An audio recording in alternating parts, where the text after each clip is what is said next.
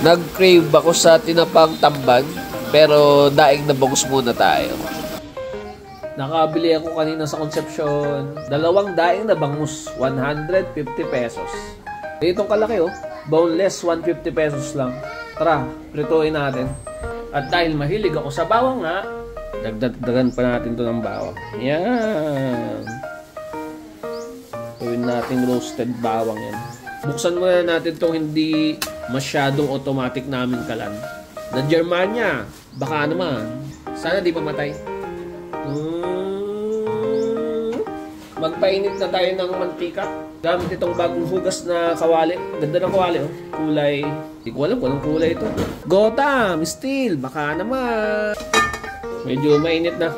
Gamit tayo ng loose oil, pang isda.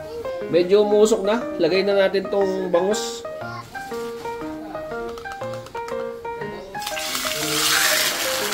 Perfect! Next! Pagkasyain na para hindi sayang sa gas. Hintayin lang natin maging golden brown yung ilalim. Baliktarin ko na. Golden brown na tong ilalim.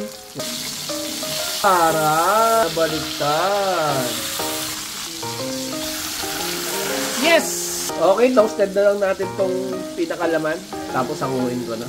Pwede na siguro to. Napakabango na. I-drain ko na lang tong mantika. Ang bango ng bawang. Grabe. Toasted bawang. Sisimutin ko tong toasted na bawang dahil paborito ko talaga to. Grabe. Golden, crispy, daing na bangus. Ang sarap kainin na nakakamay habang nagkukuya ako eh. Tapos medyo sunog yung bawang. Wow! Kain! Karis, masarap ba yung bangus na luto ni tatay? Masarap? Gano'ng kasarap? Anong grade? Grade? Approve? Wow! Hindi naman na tao.